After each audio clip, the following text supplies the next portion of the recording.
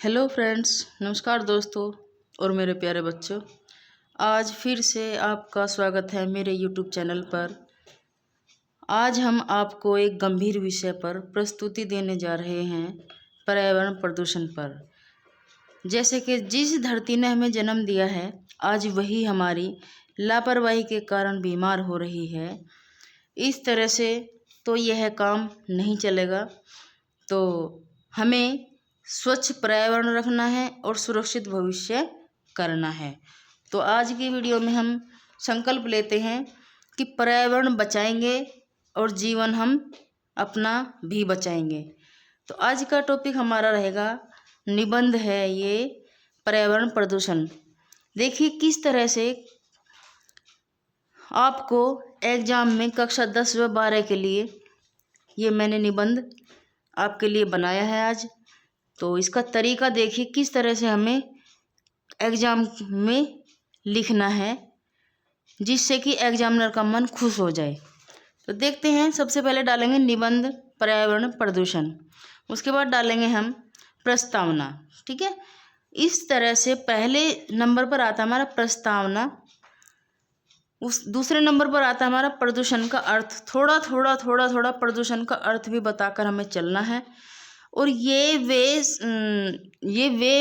निबंध होते हैं जो कि एग्ज़ाम में 100% ये निबंध हमें देखने के लिए एग्ज़ाम में मिल जाता है। तो उसी तरह से तो देखेंगे प्रदूषण का अर्थ। चलो प्रदूषण का अर्थ पढ़ते हैं। प्रस्तावना में आप जो भी लिखना चाहते हो, जो भी आपकी बुक में हो, वो आप लिखना, थोड़ा लिखना पर। तो हमारा प्रदूषण का अर्थ है, पर्यावरण में प्रदूषक पदार्थों के कारण प्राकृतिक संतुलन में पैदा होने वाली बीमारियों व दोष को पर्यावरण प्रदूषण कहते हैं। तो ये हमारा पर्यावरण का प्रदूषण का अर्थ होता है। पर्यावरण प्रदूषण का शाब्दिक अर्थ होता है, छोटे शब्दों में, वायु, जल, मिट्टी, ध्वनि आदि का अवांछित पदार्थों के कारण दूषित होना ही पर्यावरण प्रदूषण कहलाता है। अब देखते हैं हमारे पर्यावरण, हमें एग्जाम में निबंध में यह भी लिखना है कि पर्यावरण कितने प्रकार का होता है। तो पर्यावरण हमारा 4 प्रकार का होता है। तो वो भी मैं आपको छोटा बताऊंगी।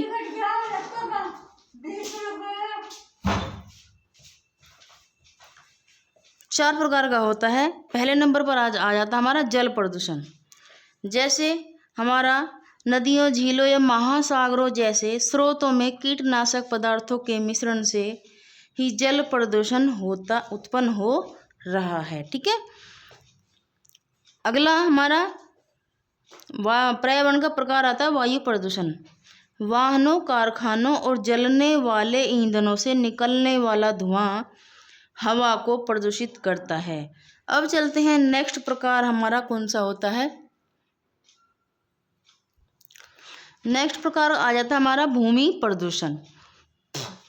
अगर आपको बीच बीच में श्लोक भी याद आता है पर्यावरण प्रदूषण या किसी भी निबंध के ऊपर, तो आप बीच बीच में 3-4 पूरे ही निबंध के अंतर्गत 3-4 श्लोक आप लिख सकते हैं। इससे एग्जामिनर बच्चे इम्प्रेशन पड़ता है एग्जामिनर पर। तो इसी तरह से आप भूमि के प्रकार लिखकर भूमि प्रदूषण, ध्वनि प्रदूषण।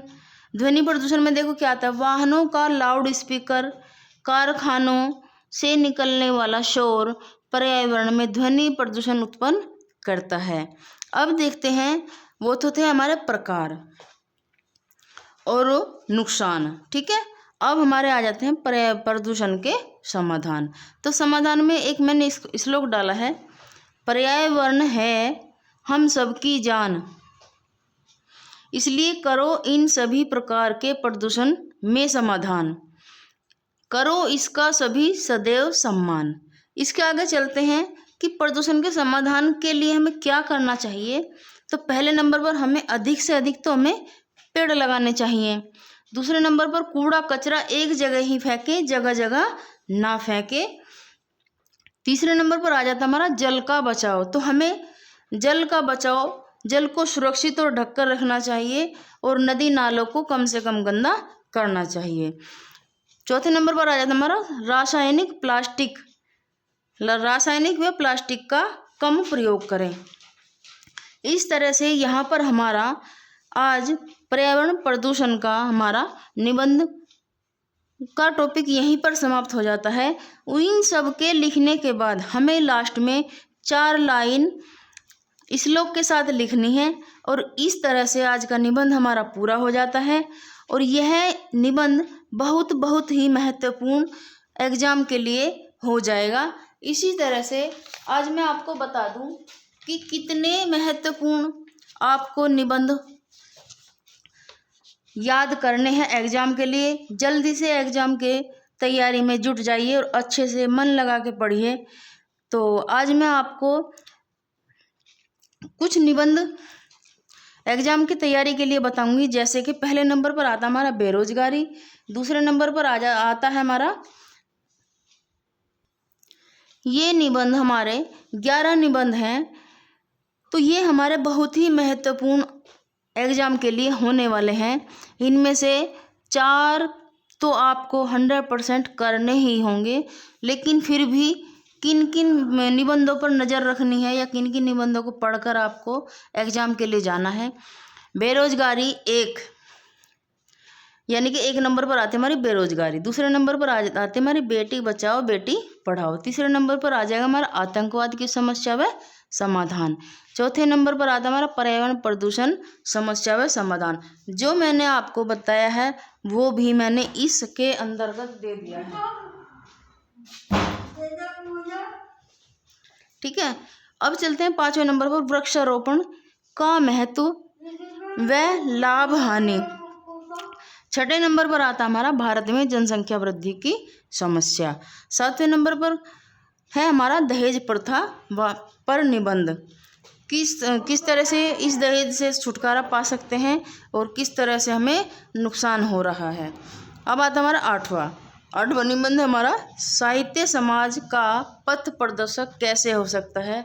इसमें भी लाभ और हानि आपको जो भी एग्जामिनर पेपर में पूछेगा वो आपको प्रस्तावना सहित, प्रस्तावना से लेकर उपन्यास तक आपको लिखना है, बीच में हेडिंग लिख कर। ठीक है, अब आता हमारा 9वां निबंध नारी सशक्तिकरण। नारी किस तरह से सशक्तिकरण है और कहाँ कहाँ काम कर रही है और क्या क्या फायदे हैं और कौन कौन इनकी अवहेलना करता है।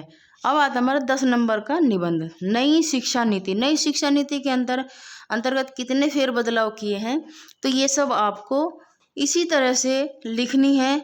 और अब आता हमारा लास्ट व वीडियो का लास्ट पॉइंट, विज्ञान वरदान या अभिशाप।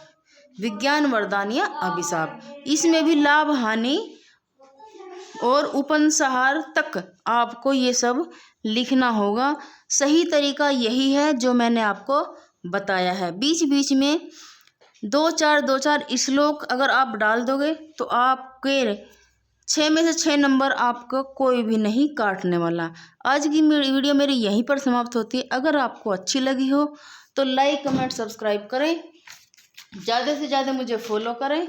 और इसके बाद में मैं आपसे पृथ्वी प्रदूषण के बारे में कुछ बोलना चाहूँगी। इस तरह से आपको स्लोगन लिखने हैं, जैसे कि मैं पृथ्वी हूँ, कभी हरी भरी स्वच्छ और सुंदर थी, आज मेरे जंगल कट रहे हैं, नदियाँ गंदी हो रही हैं और हवा जहर बनती जा रही है। इसी तरह से आपको अपने एग्जाम कॉपी में कुछ श्लोक लिखकर आप अपने निबंध की शोभा को बढ़ा सकते हैं और अपने शोभा के साथ साथ अपने मार्क्स को भी कटने से बचा सकते हैं। आप सबको मेरी वीडियो अच्छी लगी हो तो मुझे लाइक करना, कमेंट करना, सब्सक्राइब करना और ज़्यादा से ज़्यादा मुझे फॉलो करना। Thank you.